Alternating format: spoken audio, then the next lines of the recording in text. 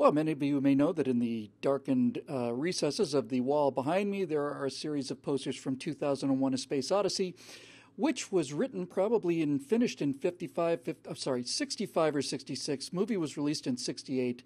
And with the giant rotating space station, two wheels, obviously, one still under construction, the two best filmmakers ever, best writers, Arthur C. Clarke in terms of science and Stanley Kubrick in terms of image, tried to figure out a time that seemed reasonable for moon bases with underground hangars, regular trips to the moon, gigantic orbiting space stations, and they figured 2001 will be more than enough time.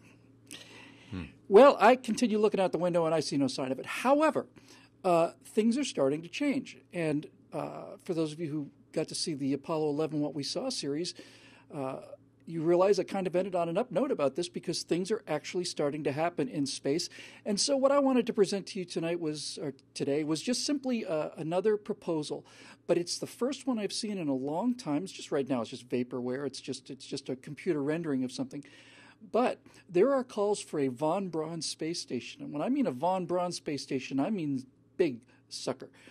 There's a picture of it compared to the existing International Space Station and various other size things. This thing is massive, spins under its own centrifugal force, providing a false sense of gravity, and house rather something like, 1,500 people. They're calling it the Gateway because that's what it is. It's a gateway. Coupled with this, we discovered that of all the asteroids that are out there, most of them are just stony collections of dust and rock, a little bit of ice. But one of them is not made out of that. In fact, many of them aren't, but the one that we know most about is the 16th asteroid to be discovered, and its name is Psyche. 16 Psyche is a full metal asteroid. And estimates, given the mass of Psyche and the apparent concentration of metals in Psyche, equates to this. This is a direct quote now. The value of all of the nickel and iron that scientists believe make up 16 Psyche's potato-shaped asteroid in the outer reaches of the asteroid belt totals some 10,000 quadrillion US dollars. Steve, you're up on your space and you know all of this stuff. There's a major advantage, isn't there? Not just to having a whole bunch more metal and stuff to work with, but in this particular case where it's located. So where I'm going with this is I'd like to put these two stories together and see if these two stories mean that something like the von Braun Gateway Station could happen, not just in terms of building materials, but also in terms of money.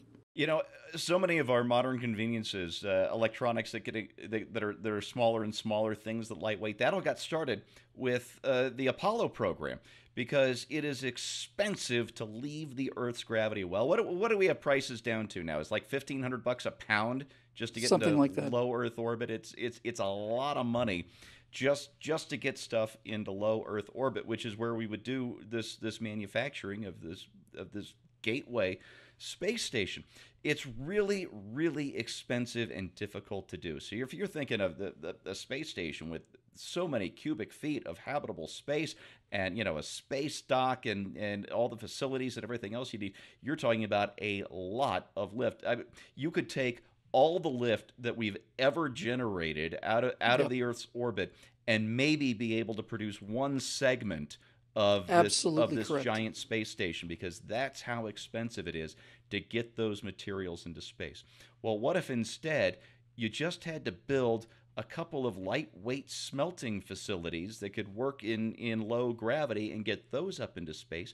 Because with this asteroid there, is it Psyche 16 or 16 Psyche, whatever it is, 16 Psyche. 16 Psyche. With that asteroid there, the raw materials are already there. All you have to lift are the facilities to make something with it and the crews to operate it. Because, as you mentioned in the backstage, it doesn't cost hardly anything to move stuff around once you're up there. You get a mining facility on Psyche 16, and then you just kind of slingshot the ore to the low Earth manufacturing or smelting facility, and you start making your steel. The value of this stuff, you said it's, I don't know how many quadrillion dollars, which is 10,000 quadrillion dollars. 10,000 quadrillion dollars, which boggles the mind. We have a $20 trillion economy. This is just a jillion times that. So clearly the price of steel would not stay the same because it would effectively become an almost unlimited resource. So it would knock out the American steel industry. Sorry, we tried to bring it back with the tariffs, but we're going to knock it back out here. But the increase in human wealth and innovation and capability is outstanding, because once you build this thing, the reason you call it a gateway is you've opened up a gateway to the entire solar system. You build it and we can leave. Scott, again, I hate to keep referencing it. I'm just so happy with it. But, as a longtime student of NASA and the Apollo program, it became clear to me long after the moon landing that this was going to end and just not continue, because it took enormous sums of money and there was nowhere really to go. And it was a question of how much more tax money do we want to pay to see the moon again. That's basically why the Apollo program came to an end. How many more billions of dollars do we want vacuumed out of our wallets to see the moon again? But this is different. The reason that this is so exciting is that this is not a pipe dream. It's not a shot in the dark. It's not what may be out there. This is a realistic estimate of the total material value of the metal in one single asteroid in the asteroid belt, and the amount of wealth that is available in just 16 Psyche dwarfs not just the U.S. debt or the U.S. economy, it dwarfs the entire planet's economy. And that, to me, seems like something worth spending real money on to go and get. And what do you think about that? And what do you think about this idea that it's owned by the people of Earth, no matter who goes and gets it? Well, and I think we have to share it with other beings throughout the universe. But still, I think if we get there first with the most, plant the flag on that asteroid, it's all ours.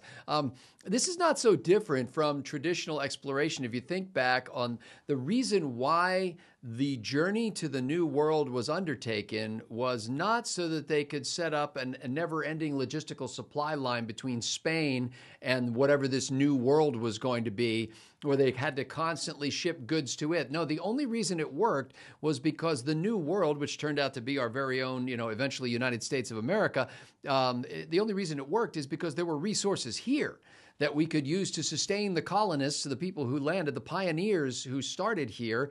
They could sustain their own selves and eventually become a source of resources for people back in the old world. And I think that is what is going to make a whole new era in space exploration, is when we don't have to carry everything up to space to be able to do anything, when we can actually mine the resources of space. I just finished listening to the audiobook of Shattered Sword about the Battle of Midway, and one of the little factoids that struck me was how the Japanese could not have taken Hawaii, for example, if they, after bombing Pearl Harbor, if they decided on a land invasion of Hawaii. And the primary reason why they couldn't have taken Hawaii is because they couldn't supply it. They couldn't possibly take care of their own forces at that great distance from Japan, and frankly, take care of the people who were already in Hawaii. And so that was just not really a reasonable thing to do. And I think that's one of the reasons why we don't keep going back and back and back to the moon, until we get to the point where when we go to the moon, not only can we find resources in space, in low gravity situations that make it easy to transport, to be able to manufacture up there, but also eventually to start shipping some kind of value. And I'm not going to define how that happens, but some kind of value being shipped from this new world back to the old world, which will be us on our quaint little planet. Well, I like the story because there's a scientific aspect to it, but there's also a political aspect to it. So let me just deal with the scientific aspect first. Earth is actually an extremely big planet. It's not big compared to Jupiter, but it's dense. It is the deepest gravity well in the solar system as far as places that you can actually go and visit. We live in the bottom of a very, very deep well. This is the only way to think about it. Anything that we want to use to go around on the surface, we have to carry up out of the bottom of this well, and it's heavy, and it's a lot of work. Most people don't realize that of the Saturn V missions that launched the Apollo missions to the moon, it's something like 98% of the total energy expended was to just get it into Earth orbit. It only took 2 or 3% of the total energy to get to the moon and back, and includes landing on the moon. So space is actually a beautiful flat place where you can move things around very easily, in which we live in a very deep hole. There are things in the solar system just alone called gravity manifolds, which are little rises and dips in the relative strength of gravity, changes all the time based on the orbit of the planets.